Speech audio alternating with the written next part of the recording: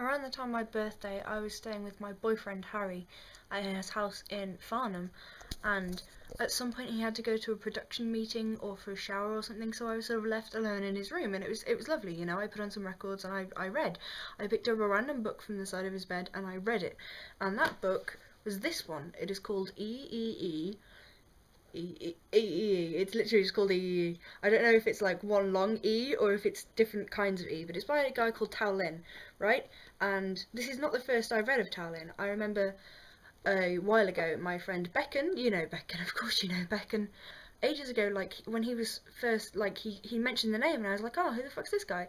And so like I looked up one of his poems, and I'm going to read it to you in a minute, but basically the story is that I started reading this book and then I couldn't stop reading it, so I took it.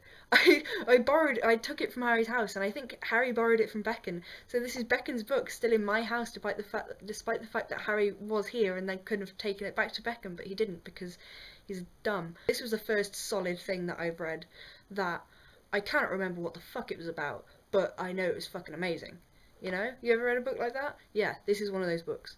It was around the time of my birthday, and so Barkn was like, hey, I'm going to get you a birthday present. And I was like, oh, cool, what is it? And he was like, oh, this is a book. And I was like, is it Tao Lin? I bet it's fucking Tao Lin. And it was. He bought me 2 books. He bought me the first one, which is called Shoplifting for American Apparel. I've almost finished with it, even though it's really short. It's really good. I'm really enjoying it. I think there's something about Tao Lin and the pacing of his novels. Things just keep happening, and there's always like a break in between like things happening, and it's like, it's kind of like the chapter ends and then you're somewhere completely different at a different time, and it's really interesting because it's like, what happened in between like the last chapter and this chapter? I don't know.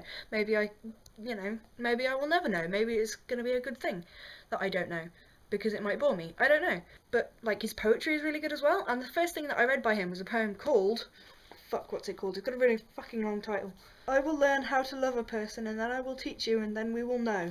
And that was the first poem that I ever read by him, and I was absolutely fucking blown away by it. Like, I was just sort of there like, fuck, man, yeah, alright, yeah, good.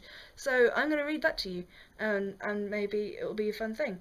Seen from a great enough distance, I cannot be seen. I feel this is an extremely distinct sensation of feeling like shit.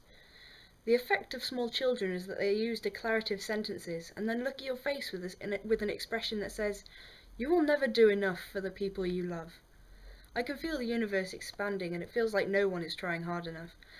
The effect of this is an extremely shitty sensation of being the only person alive. I have been alone for a very long time. It will take an extreme person to make me feel less alone.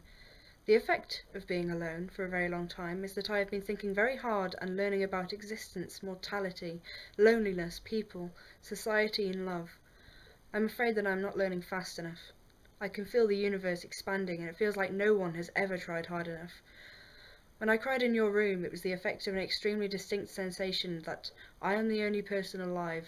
I have not learned to love enough, and I can feel the universe expanding and making things be further apart. And it feels like a declarative sentence whose message is that we must try harder.